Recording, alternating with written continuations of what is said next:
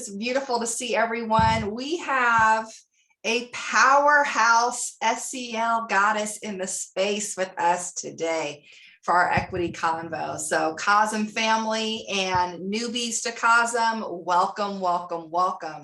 We are kicking off this year's equity series with Meena Srinivasan, and we are thrilled that she has joined us. In true fashion, I need to share for all of our guests, if you don't know who Meena is, I'm just going to share a little bit of her technical bio with you, and we will get to know her so much more beautifully once we are learning from her and sharing space with her. So I am so excited about it. Meena is a South Asian American edupreneur with deep expertise in the fields of social and emotional learning and mindfulness in education. She is also the founding executive director of Transformative Educational Leadership, also known as TEL, which is a racially and culturally diverse, compassion-centered, innovative program for educational leaders who are called to integrate mindfulness-based, social, emotional, and academic and ethical learning into schools and systems. Prior to this role, Meena spent 5.5 years working in partnership with Castle to implement SEL system-wide in Oakland Unified here in my home city. And Meena has taught and led in a variety of school settings, public, private, urban, international. She's been published multiple times. She has articles and work that tend to trend and go viral. From our time together today, I am so looking forward to Meena living out the work. In one of her signature articles that is titled Social Emotional Learning Starts with Adults, that was published by ASCD, she anchored to 4 questions that were gifted to us by Maya Angelou. And these questions are, do you see me? Do you care that I'm here? Am I enough for you? Or do you need me to be better in some way? And the 4th, can I tell that I'm special to you by the way you look at me? These questions and so much more are going to come to life in the short bit of time that we're going to be here together with Meena and with you all. So again, we welcome you into the space. Meena, we are so happy that you are here. Well, Tovi, the feeling is mutual, and I don't know what to do about that introduction at SEL Goddess. I mean, I feel like I am in conversation with someone who I admire so much, who is also a being that truly embodies this work that we're trying to do. So it is a great pleasure to be here and be with you all today. Thank you so much. Thank you. Thank you. I always ask this first question because I want to normalize for everyone that mindfulness and meditation are really personal. They're a personal practice. There's no, I like to say there's no right or wrong way to do it, to try to do it like someone else, but you do it in a way that feels good to you, that keeps you having a sustainable practice, because this work is about the consistency and depth of the practice. And so I always invite every guest to share, what is your personal mindfulness practice like? What is your meditation like? Can you share with us? Sure. Well, I'm going to first invite us to just take a moment to center. And I'm going to use this vibratone here. And I'm going to take a moment to just invite it in the lineage that I am from. We never say ring the bell, strike the bell. It's always an invitation. And so the sound of the bell is just an invitation to come home to our true selves. So let's just take a moment so we can fully arrive in this space and really taste the sweetness of being together like this. Though we are virtual, we are connected in a beautiful, powerful way. And we know those mirror neurons can be felt through the screen.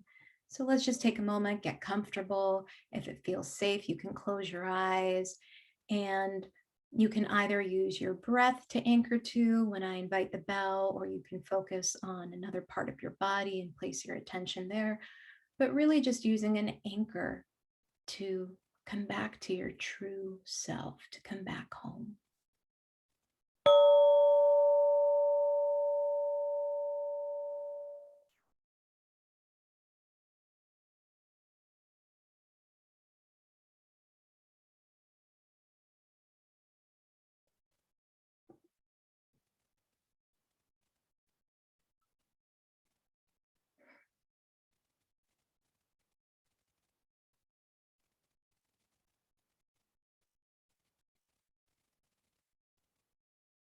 And if your mind wanders, just gently bringing it back.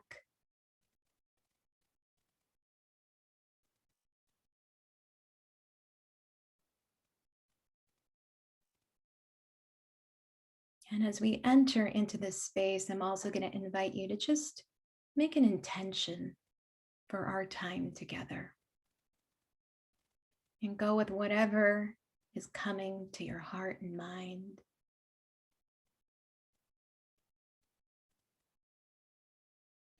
And if your eyes are closed, you can gently open them and welcome.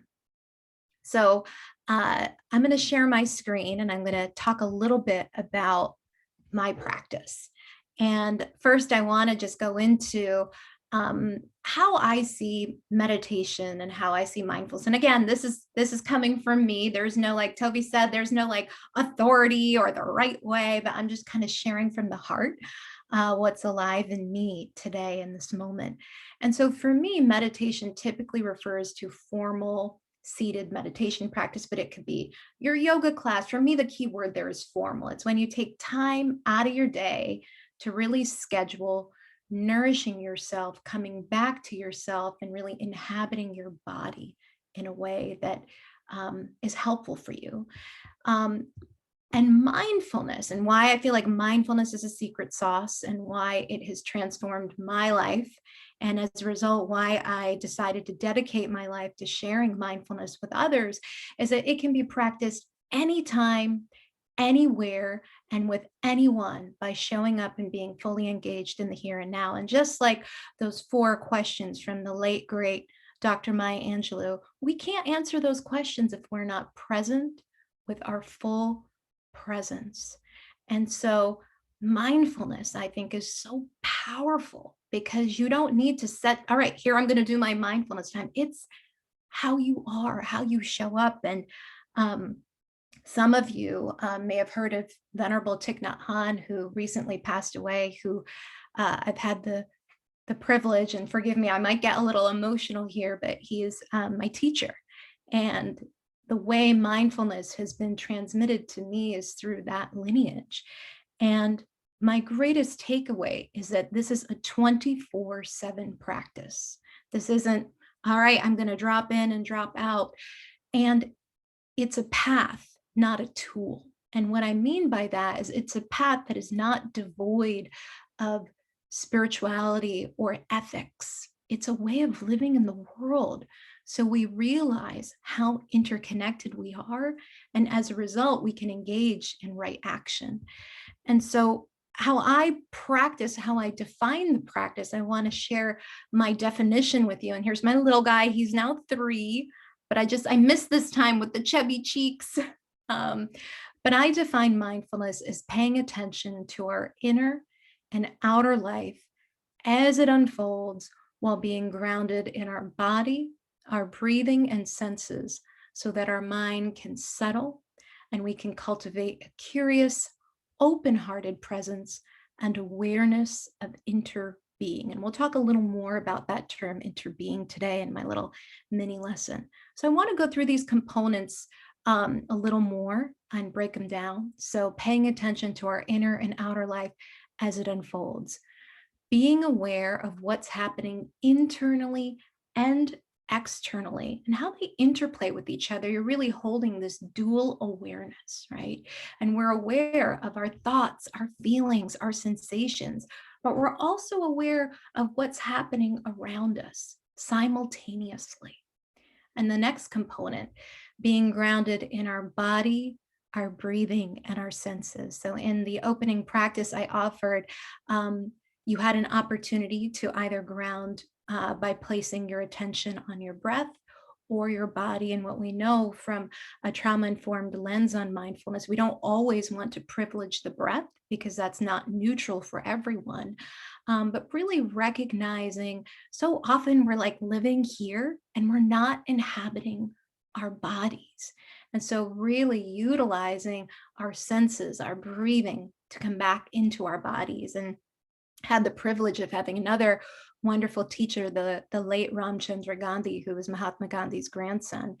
And one evening, we were hanging out, and I actually spent ages 26 to 31 living in India, my ancestral homeland. And we were hanging out one evening, and he said to me, so Meena, who's your best friend? And I was like, is this a trick question? I don't know, my friend Gina Gowrie. And he's like, no, it's your breath. It's the last thing to leave you, and it's always with you.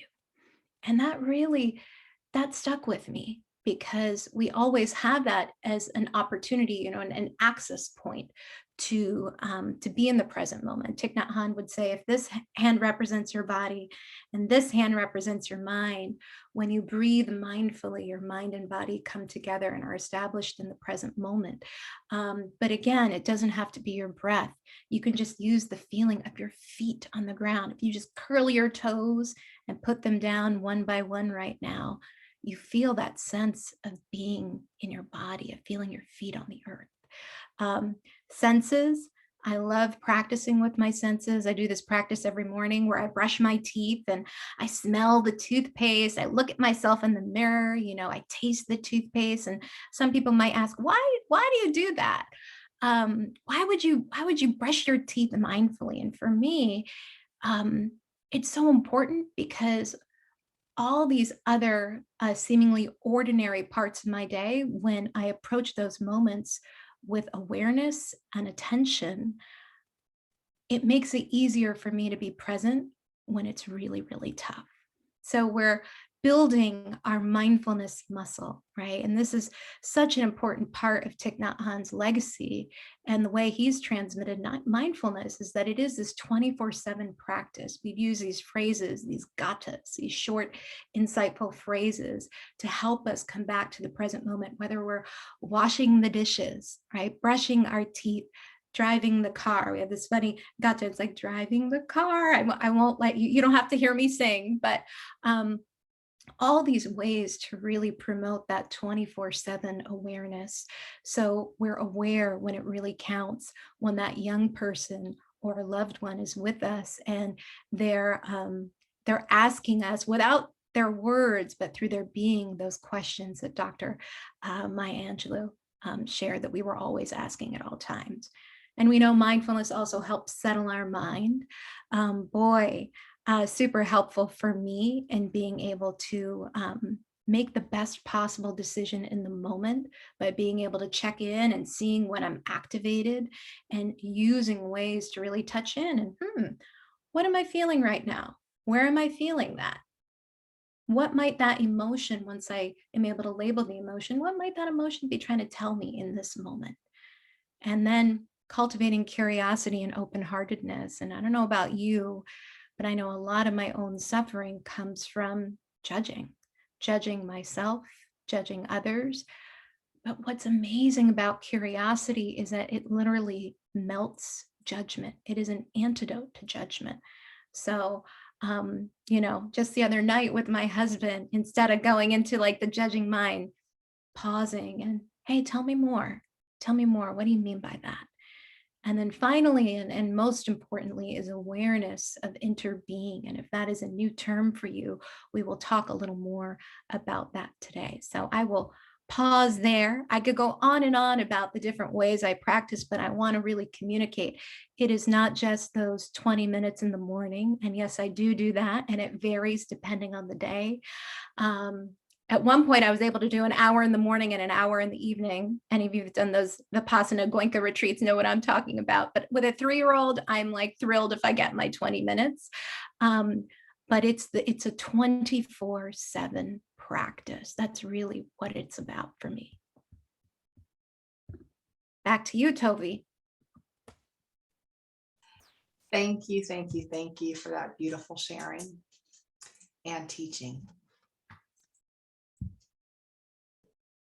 with this integration that Tell embodies, and that a lot of us for our work as leaders in mindfulness and SEL and equity, we know that resilience and self-care are paramount and first and foremost. And I'll say some of us learned that the hard way, and some of us are paying, as I like to say, paying good attention, and know that those are things that we need to sustain ourselves as inclusive leaders, as equity warriors, as racial healing allies. So what do you do to cultivate your own resilience and self-care in this system that we are privileged to serve in? Thank you for that question, Toby. And I'd say that there are a few things that I do. And the first, and this was really a light bulb for me, because I used to see self-care and caring for others as two separate things, like, ooh, I gotta take my time out for myself. But when I was able to really expand my circle of care to include myself, so literally visualizing, all right, here's my circle of care, and here's everyone in it, all the people I care about, and really so many beings in the world who I may not have a direct connection with. But to remember that I am also in that circle too. So the truth of interbeing, which we will, those, I'm whetting your appetite if this is a new term for you. But the truth, the reality is that we are all interrelated. So how could I not be in that circle of care? And so just that shift has been really helpful to break up the tension that it's either me or it's others. Okay, here's my time to give, and now here's my time for myself. But to really have this different way of looking at it, like, oh, I am just as important as all the people I care about in my circle of care. That was revolutionary. And then to get on a real practical level, just holding the question. I'm a huge believer in kind of these, we talk about essential questions in the world of education and understanding by design. But here's the question that I'm holding is, what's the most loving thing I can do right now? And I think just having that as an anchor has been super helpful for me in just being a little more gentle with myself and really tapping into what my needs are.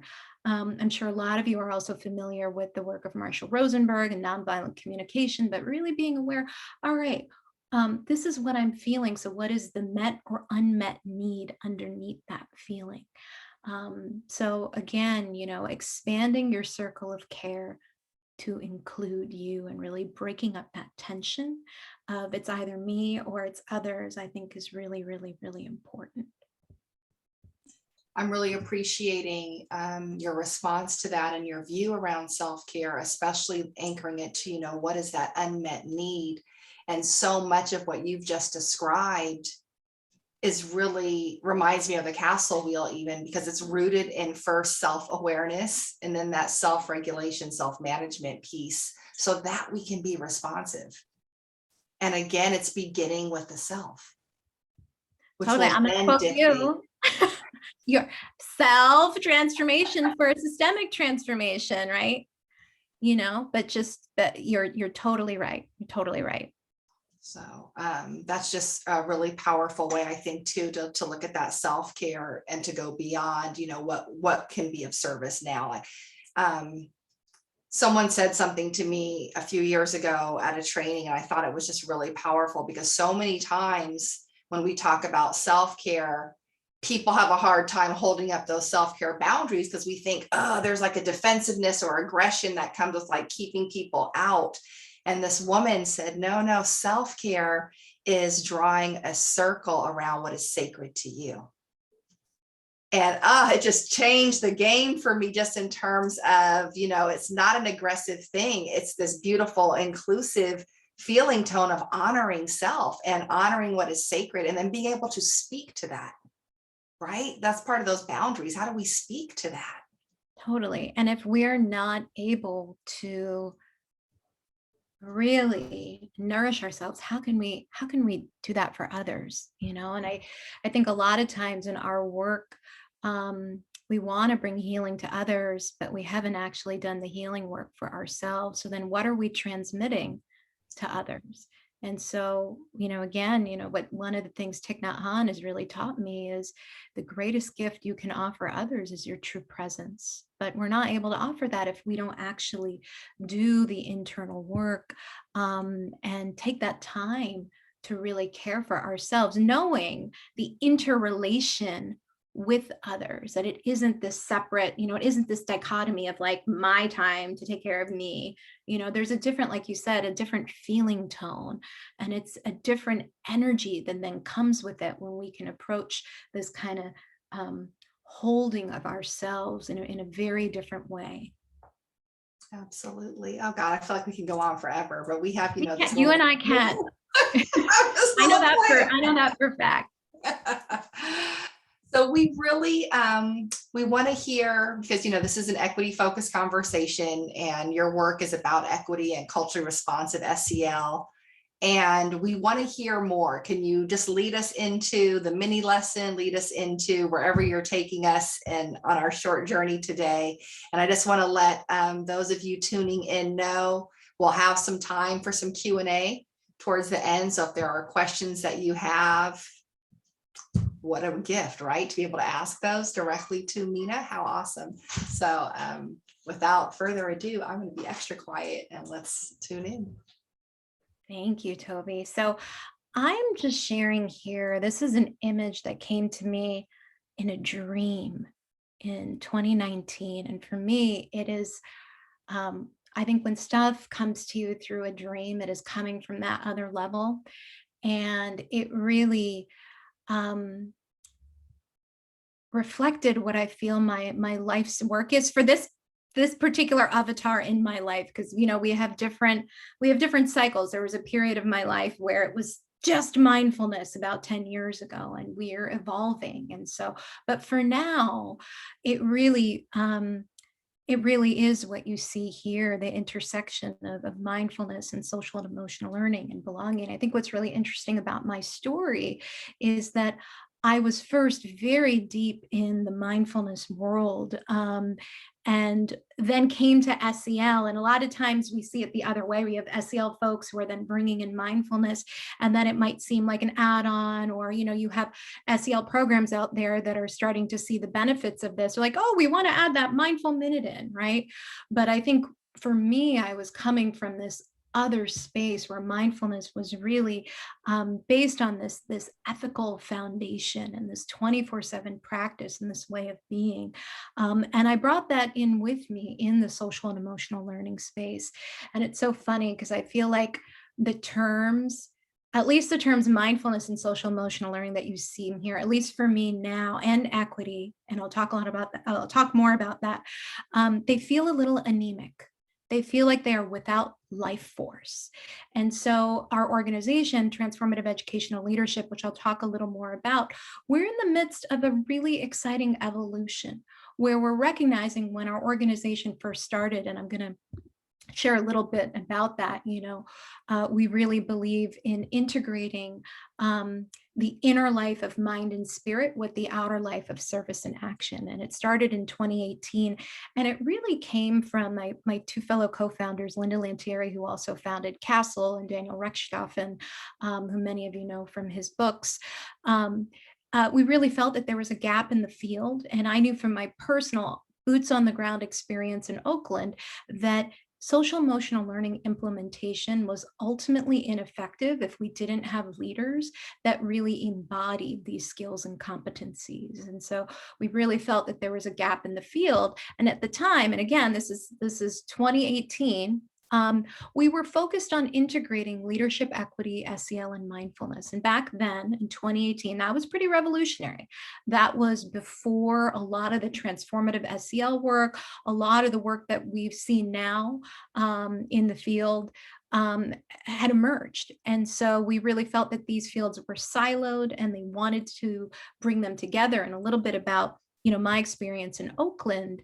From the start, our definition of social and emotional learning had an equity lens, and we knew that SEL had to be ultimately in service of equity. But I want to go back to this other slide here, that the dream slide, that's what I'll call it, because I think what we're being called to now is really something greater than what equity can capture. And even in this graphic here, I use the term belonging, and I'm heavily influenced by the work of John Powell, who some of you know of, who founded the Othering and Belonging Institute.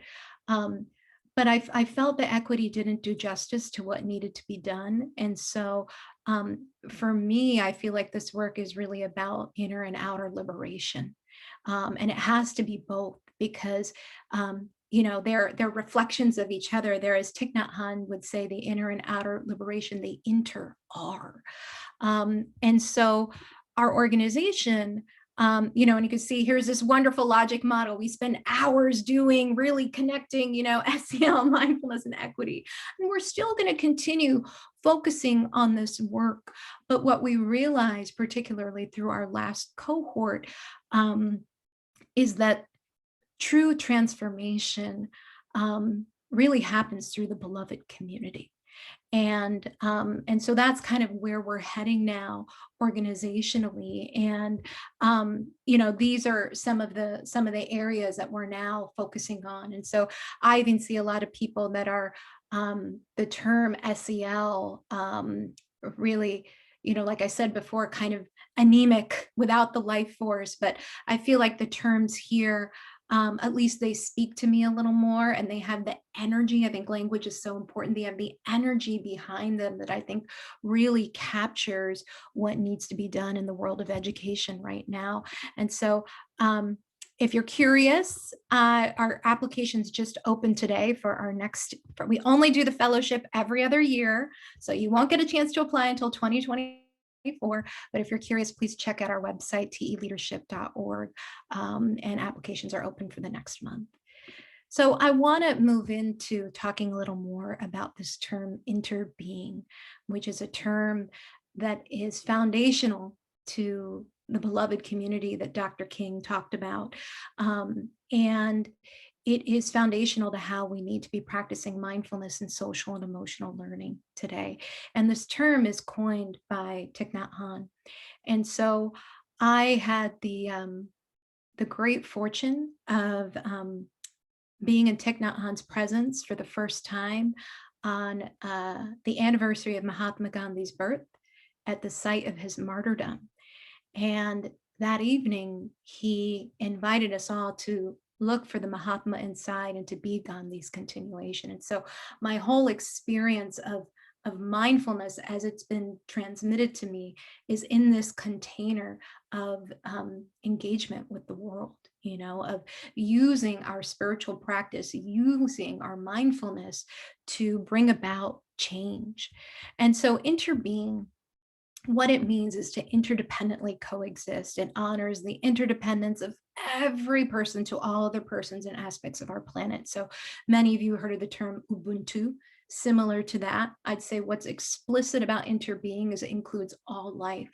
And I think Thich Nhat Hanh's contribution as a lineage holder of beloved community is that beloved community extends to the earth. And I'm excited. I'll be offering a session for the COSEM conference next Friday, February 4th, where I'm going to talk a little more about that, about how beloved community extends to the earth. And we'll go through the castle framework, but also make connections to education for sustainable development and climate action in particular. So in a beautiful commentary, actually, is where this first came from, Thich Nhat Hanh was trying to illustrate what interbeing meant in the beautiful ways that he does. And he said that if you were a poet and you look deeply into a piece of paper, you would see a cloud floating in the sheet of paper. Without the cloud, there'd be no rain. Without the rain, there'd be no trees. And without the trees, there'd be no paper. The cloud is essential for the paper to exist. If the cloud is not there, the sheet of paper could not be there either. And he goes on to say, if you look deeply enough, you'll see the logger who cut down the trees and the logger's ancestors as well in that sheet of paper.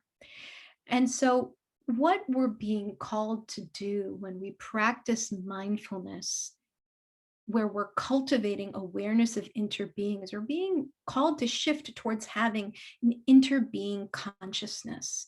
It is a shift from the transactional way that we often are in the world, and a way where we see and feel deeply and live from a space where those interconnections are so real.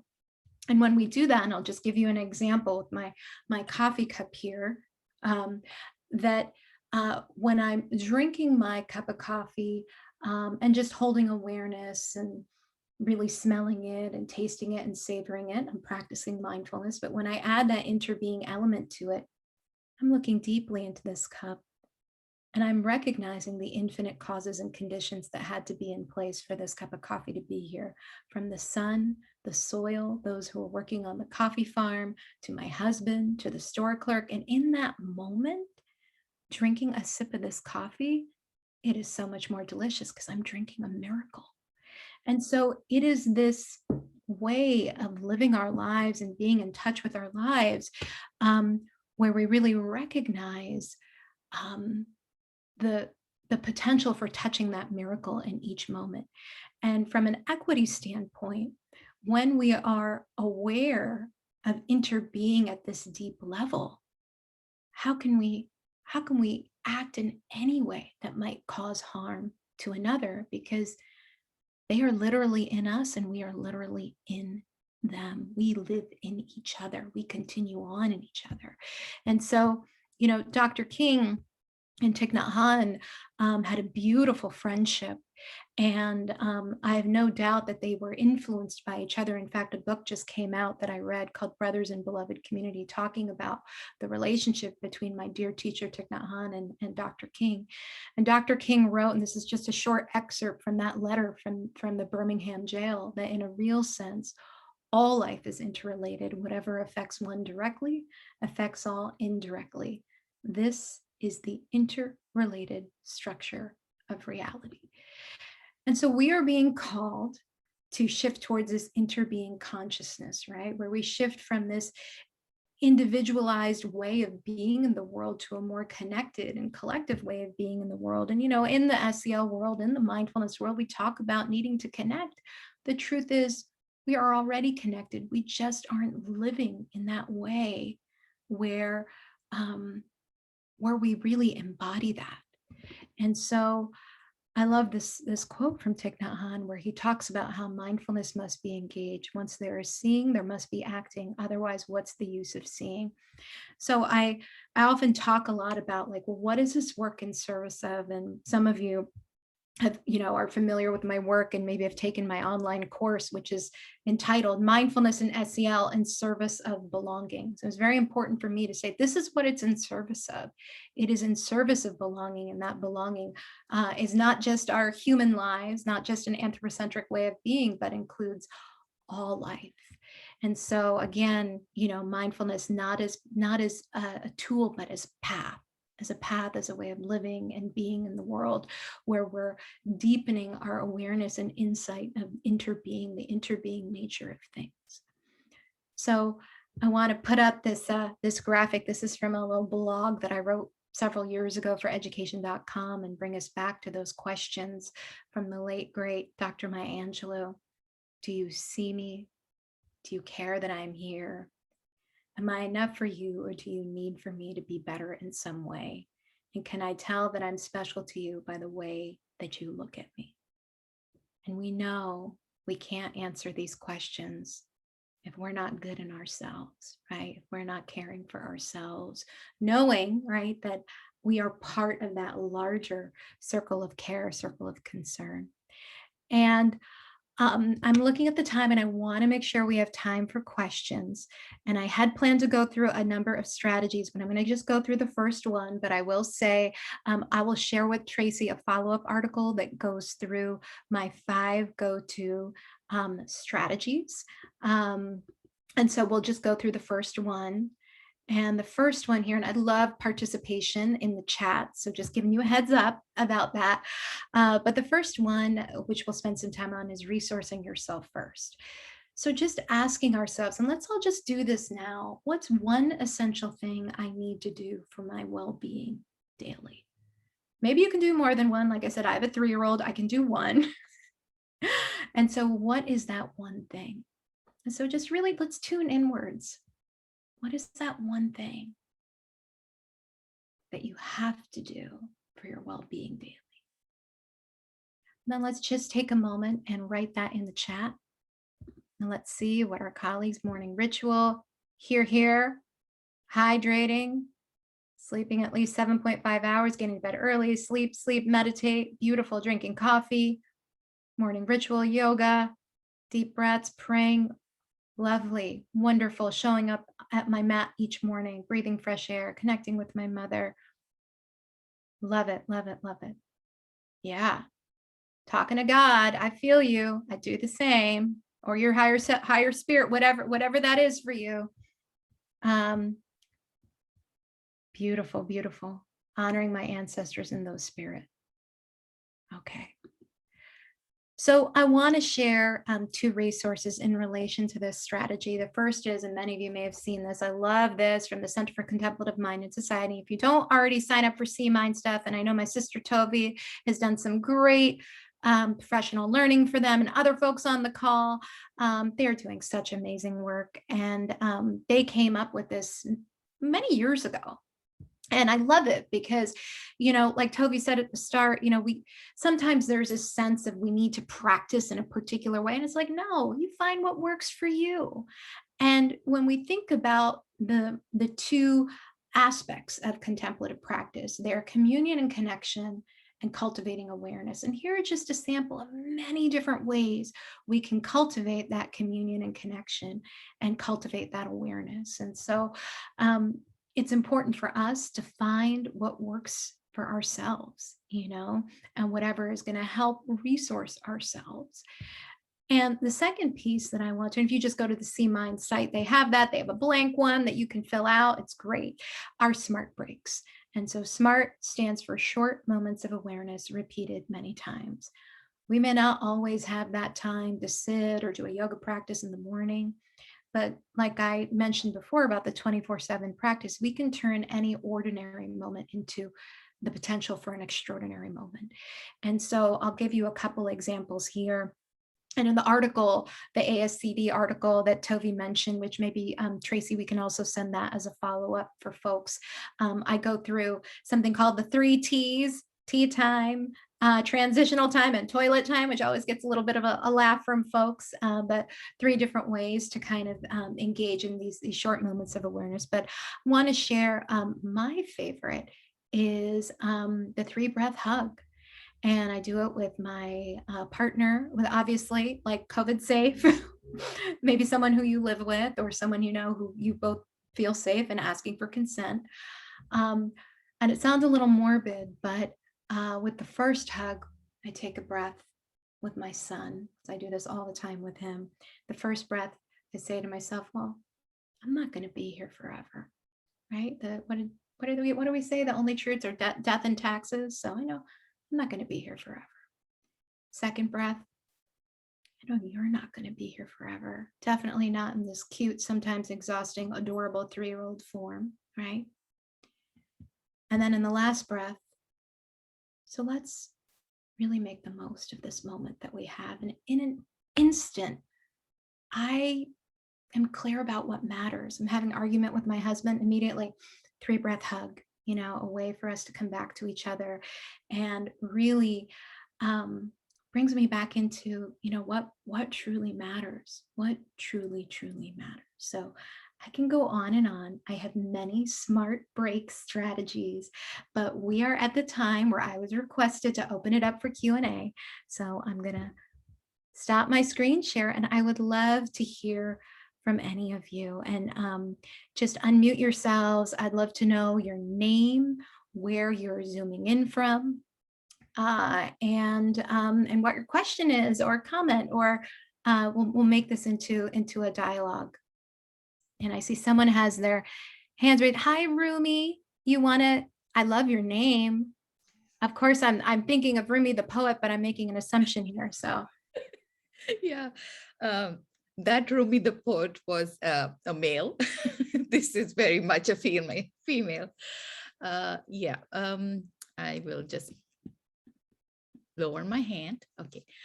I have this question. I know there are others ready to ask a question, but my question is, would you like to be a speaker at our event? I'm I am representing a 32nd District PTA, and we would like to invite you to speak at our PTA event whenever you are available, depending on your availability, and if you would be able to accommodate us for free. PTA does not I have am much. touched. I will say, go to my website or go to TE Leadership and contact support. Christine is our admin person. And we will, yeah, and we'll get back to teleadership.org or to my personal website, meenasrinivasan.org and or .com, and we'd be happy to get in touch with you. Okay, thank you, Meena.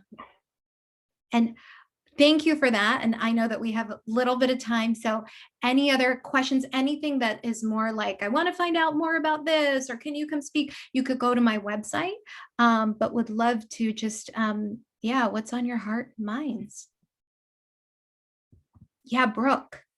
Hi, my name is Brooke. I'm here in Los Osos, which is on the central coast of California between LA and San Francisco. I know Los Osos. I teach middle school humanities. I say that as a brag because I was a love former middle school schoolers. teacher, so I taught middle school humanities. So it takes a special soul. It does. It's a fun group if you are built for it. It's a great group. I wanted to ask you what you said. You said this one at the very beginning about mindfulness being a path and not a tool. And you said we don't always want to privilege the breath because it's not neutral for everyone. Can you clarify that? Because I thought that was really interesting, but I also didn't entirely understand. Yeah. Okay. So there are two separate comments. So mindfulness as path and not a tool. That's more related to sometimes in the modern mindfulness world, we're like, ooh, let me de-stress. Definitely can help de-stress, but want to just communicate the larger container from which mindfulness is part of a very large wisdom tradition is coming from, that it rests on an ethical foundation, and that mindfulness, right mindfulness, is one of 8 important components for how we awaken. So I just want to just name that. That's what I meant by that. And in terms of not privileging the breath, so often, people equate mindfulness with breathing. Breathing is very important, and breathing correctly.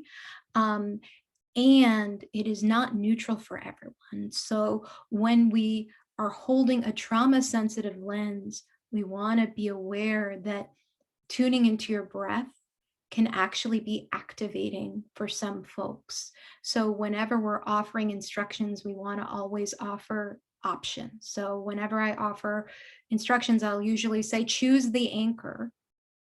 Breath is an option, but you have an option of focusing elsewhere. And there are many people that are doing great work here around trauma-sensitive mindfulness.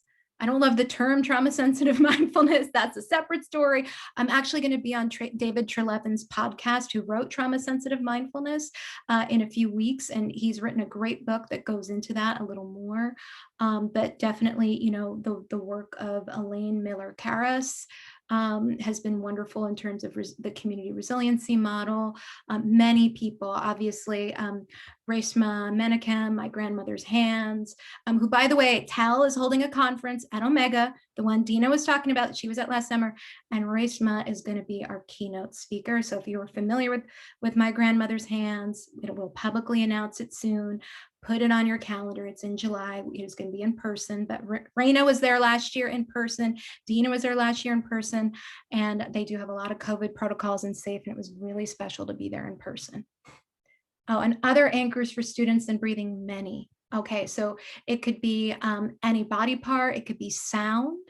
So the use of the bell, I know a lot of you do this, listen until you can't hear, raise your hand when you don't hear the sound anymore. There are many, many, many different other anchors. So we always want to, not just focus on the breath. Other questions? Adenia is next. Thank Hi, you, Meena. Tovi and Tracy and all of the COSEM leadership that has brought us together. Meena, I am curious what you would recommend for teachers that we find that are dysregulated due to some of the load that they're carrying. Sometimes just, wanting to share your energy is, from an internal perspective, but what are some strategies that we can use when we encounter them in those brief moments where we don't get to do the more intimate exchanges that we would do pre-COVID, where perhaps we would hug them, perhaps we would grab their hands and do something grounding. What would you suggest in absence of that intimate touch? Great question. I'm going to quote my brother, Chris McKenna. Hi, Chris, wherever you are out in the ether. And some of you know Chris, or in Canada now. And he said that the best intervention is your own ability to self-regulate. So the best intervention in a classroom. And so, we affect others through our presence, through the social field. And so our state of being, I would say, is like number one. So if you're having an interaction with a teacher who's clearly dysregulated, whatever you can do to be solid and to offer your full presence energetically, not to get too woo-woo. And yes, I do live in California, but is number one. And then the second thing I would say is, Thich Nhat Hanh was once asked, how do you, you do retreats for police officers, for congressmen, for, all different types of people. How do you shift what you're teaching depending on, the group you're with? And he said, I just try to understand their suffering. And when I can understand their suffering, I'm better able to meet their needs. And so I'd say so much of it, it's like, it's not about the strategy. It's sort of like, it's the inside job. What can we do internally to change the quality of relationship with that person and the quality of the interaction through our presence? And I haven't studied enough of Otto Scharmer's work on awareness-based systems transformation, but my sense is a lot of it has to do with how we are cultivating and holding our attention, and how that then ripples out with those who we engage with. Other questions?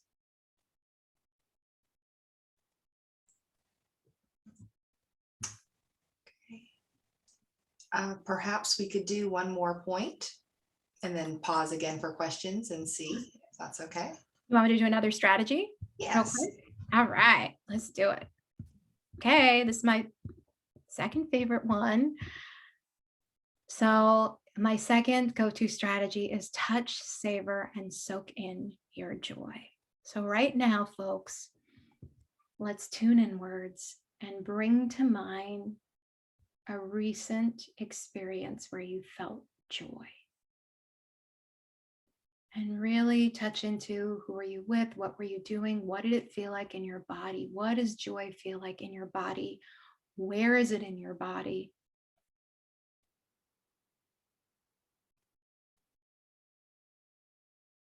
And really replay that experience again just for a moment.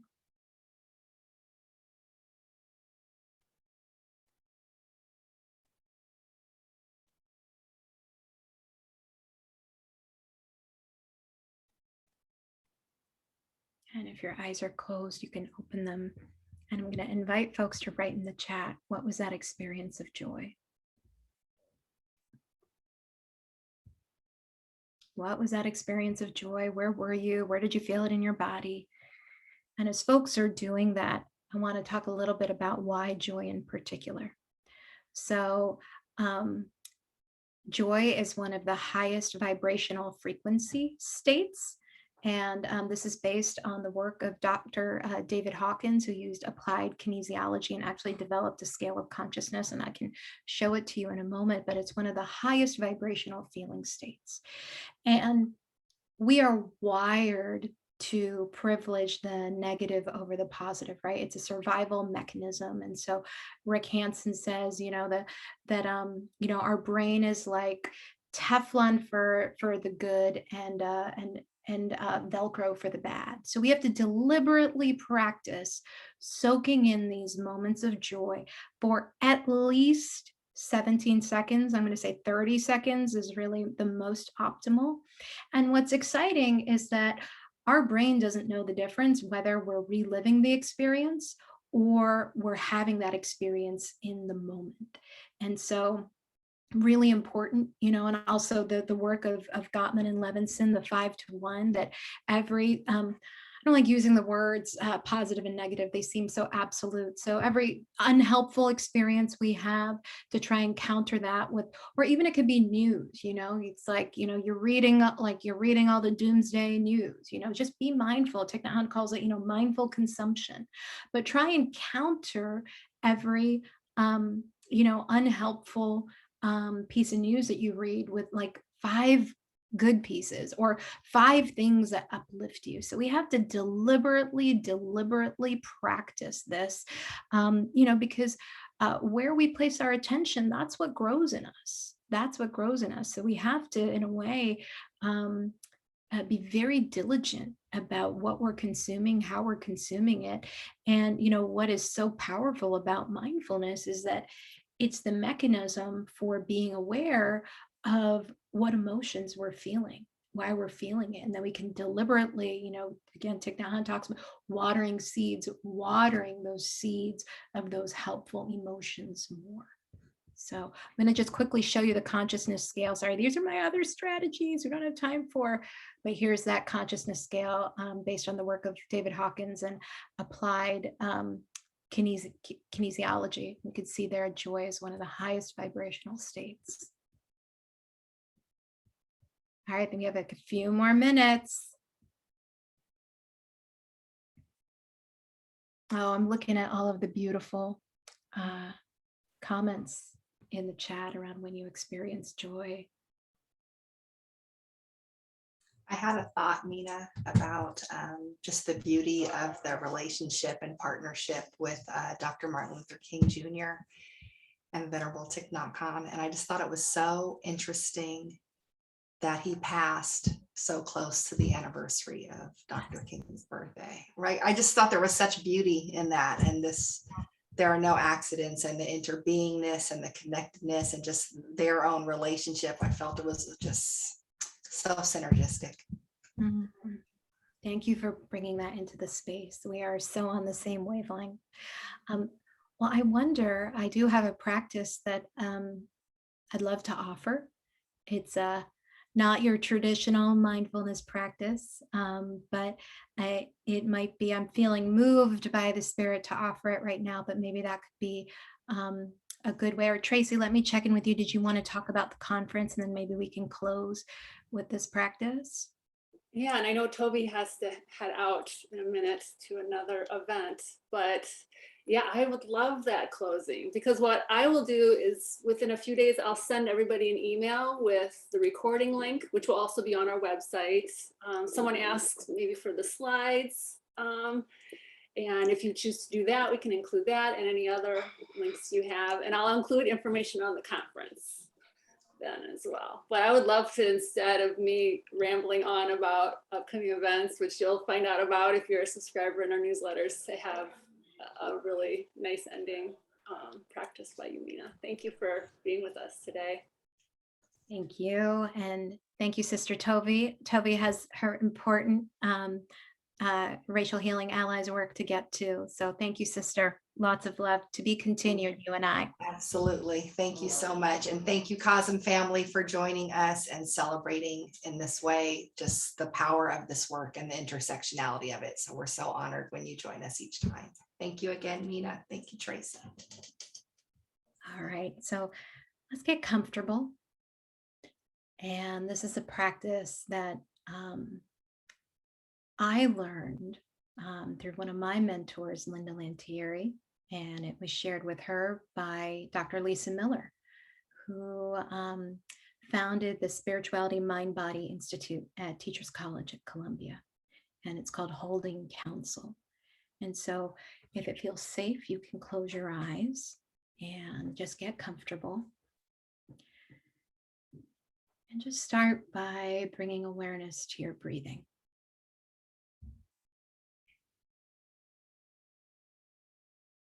And if breathing doesn't work for you, you can choose another point of attention that will support you in just tuning inwards.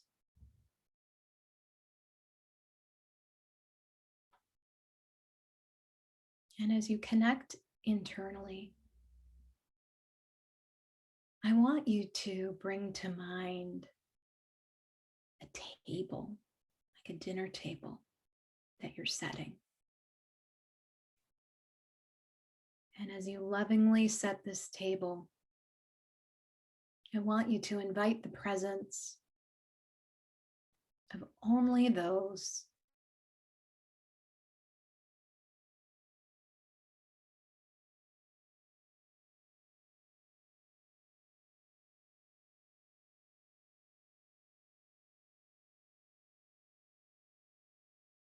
the only instruction is that they are those who have your best interest in mind.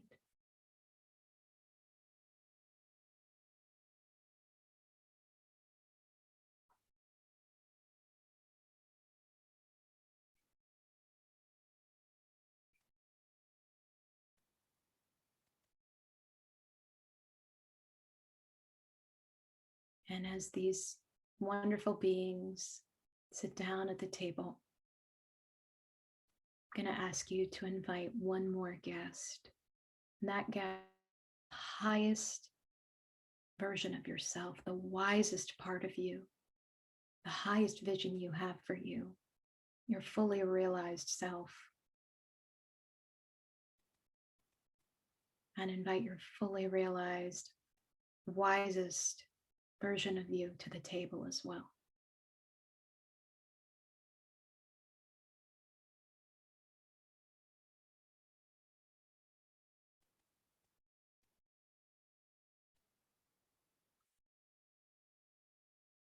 And as you welcome the presence of all these special beings,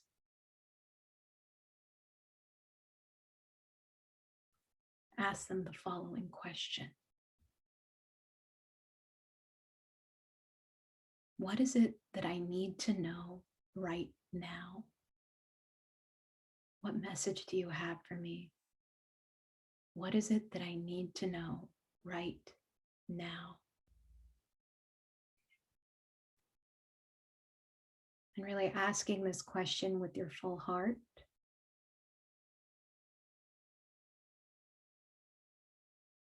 And receiving whatever is offered.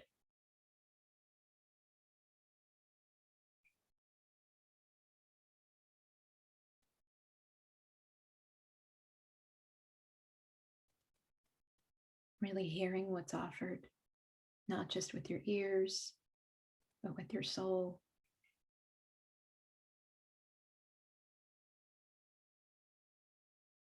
And holding this message within you.